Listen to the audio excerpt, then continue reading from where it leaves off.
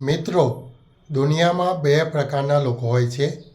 એક એવા જે સવારે ઉઠીને પોતાના સપના જોવાનું ચાલુ રાખે છે અને બીજા એવા જે સવારે ઉઠીને એ સપના પૂરા કરવા માટે મેદાનમાં ઉતરી પડે છે. તમે કોણ છો? આજે આપણે કોઈ સામાન્ય સફળતાની વાત નથી કરવાના. આજે આપણે વાત કરવાના છીએ એ આગ વિશે જે તમારામાં છે પણ કદાચ દુનિયાની વાતોમાં દબાઈ ગઈ છે. જો તમે આજે આ 7 મિનિટ મને આપશો તો હું વચન આપું છું કે આ વિડીયો પૂરો થયા પછી તમે એ વ્યક્તિ નહીં રહો જે અત્યારે છો. એક નાની વાર્તા સાંભળો. એક જૂના જમાનાના હાથીના બચ્ચાને સાંકળથી બાંધી દેવામાં આવે છે. બચ્ચું નાનું હોય છે, તે સાંકળ તોડવા બહુ જોર કરે છે પણ તોડી શકતું નથી. ધીમે ધીમે તે માની લે છે કે આ સાંકળ ક્યારેય નહીં તૂટે.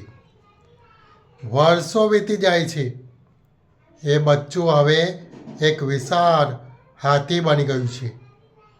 હવે તે ધારે તો આખી દિવાલ તોડી શકે છે પણ તે હજુ પણ એ નાની સાંકળથી બંધાયેલો રહે છે. શા માટે? કારણ કે સાંકળ એના પગમાં નથી, એના મગજમાં છે. આપણામાંથી પણ ઘણા લોકો આવી જ રીતે નથી થતું. હું ગરીબ છું, મારી પાસે નસીબ નથી, એવી માનસિક સાંકળોમાં બંધાયેલા છે. તમારી તાકાત ઓળખો. તમે એ હાથી છો જેને હજુ પોતાની શક્તિનો અંદાજ નથી લગાવ્યો. તમને શેનો ડર લાગે છે? નિષ્ફળતાનો? લોકો શું કહે છે એનો? થોમસ એડિસન 1000 વખત નિષ્ફળ ગયા હતા બલ્બ બનાવવા માટે. જ્યારે તમને પૂછવામાં આવ્યું કે તમને ખોટું નથી લાગતું ત્યારે તેમણે કહ્યું હતું, હું નિષ્ફળ નથી ગયો. મેં 1000 એવી રીતો શોધી છે જેનાથી બલ્બ નથી બનતું. સફળતા એટલે નિષ્ફળતાનો અભાવ નથી પણ નિષ્ફળતા પછી ફરી ઊભા થવાનું કિંમત છે. જો તમે પડી રહ્યા છો તો તેનો અર્થ એ નથી કે તમે ચાલી રહ્યા છો. જેઓ બેસી રહ્યા છે એ ક્યારેય પડતા નથી અને ક્યારેય જીતતા પણ નથી.